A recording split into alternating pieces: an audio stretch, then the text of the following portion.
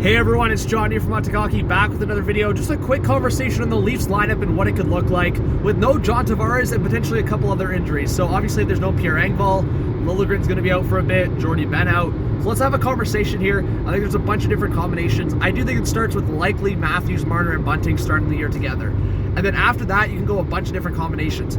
As I'm recording this video, there's a combination being worked out right now that it's Kerfoot, Yarncrow, and Nylander as a potential second line. If that's the case, I could see a third line as like Robertson maybe get his opportunity with a two-way center like Kampf, and then get maybe another guy like Malgin an opportunity there. I could also see maybe a speed line like Holmberg with Robertson and Malgin, and then you get your fourth line of Aston Reese, Kampf, and Aube-Kubel maybe Simmons is in there as well. I think a guy like Joey Anderson hasn't proved enough to be a guy that stays. So does he go through waivers? Does he get traded? I don't know. I mean, we know how the things work with the Leafs. If a Leaf goes through waivers, he likely gets claimed. I wonder if Gaudette and Joey Anderson are the two guys there, but maybe one of them stay. I do think my preference to balance it out a bit more is keep that top line potentially. But again, I think maybe spreading out Marner for a bit could work if the offense needs a little bit more, I would say depth.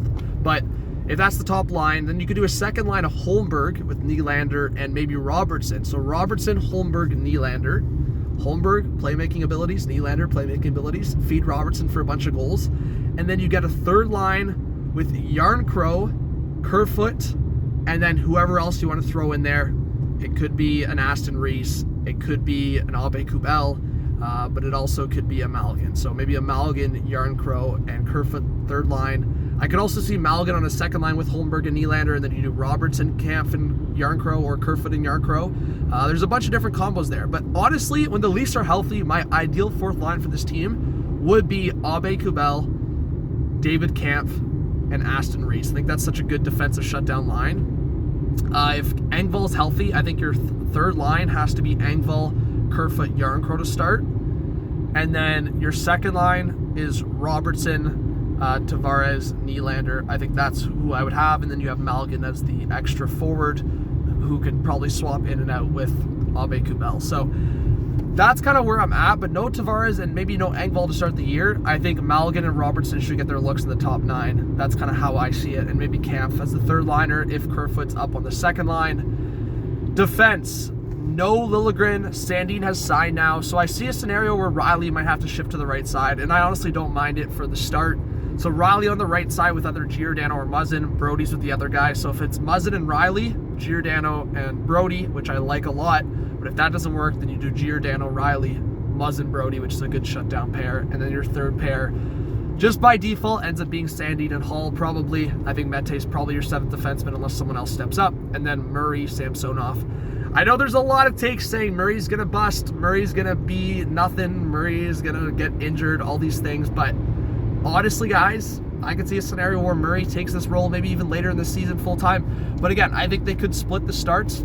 I have more faith in Murray than a lot of people do. I think if he stays healthy, he could be an above average goalie here. And I think the Leafs could have an average or above average tandem. Maybe that's me having the glasses on or just being way too optimistic, but I think it's possible.